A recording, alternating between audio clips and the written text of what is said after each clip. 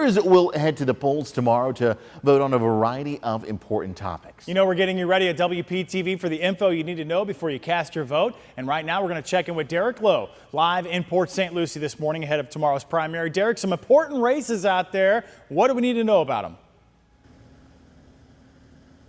Mike, good morning. Quite a few important races. Yeah, one thing I want to mention, first of all, a very urgent deadline. If you're one of the people who like to pick up those ballots, you don't want to wait in line at those long primary polling locations. We know they're very busy in the morning and very busy in the afternoon after work. If you're living in St. Lucie County, you can do so today until 7 p.m. If you're in Martin County, you actually have a unique opportunity there. You can pick up those ballots tomorrow. Of course, you still have to make sure that they're turned in before the polls close tomorrow night. One thing that you also need to know before you head to the polls, you need to bring a government-issued photo ID that also has a signature, a government-issued driver's license, passport, anything that has, again, a picture and a signature on that card. In St. Lucie County, voters, they must pick up that ballot again today. There are 3 races on the ballot for school board members there, 2 for circuit judges.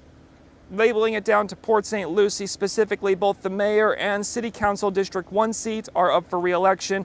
Also, one important ballot item for St. Lucie County voters is the ad valorem tax exemption.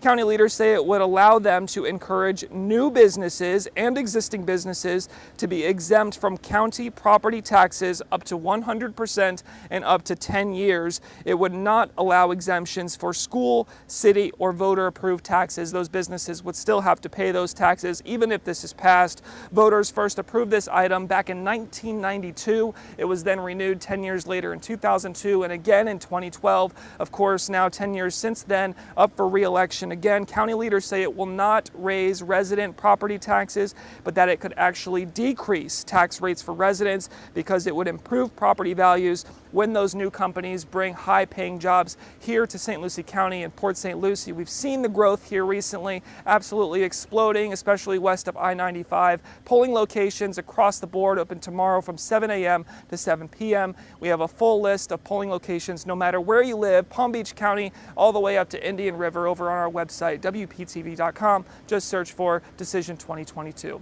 Reporting live, I'm Derek Lowe. Back to you. Hey, if you live in Palm Beach County and plan to vote by mail in the primaries, you have until 5 o'clock tonight to pick one up. Grab a ballot at one of the county's 4 supervisor of elections offices, drop it off in the mail, return it to an office, or drop it at a designated drop-off location. Here's the info on your screen. All those mail-in ballots have to be received by 7 tomorrow night in order to be counted. You can track your ballot at votepalmbeach.gov. Nearly 1 in 7 Florida voters have cast a ballot either by mail or in person ahead of tomorrow's election.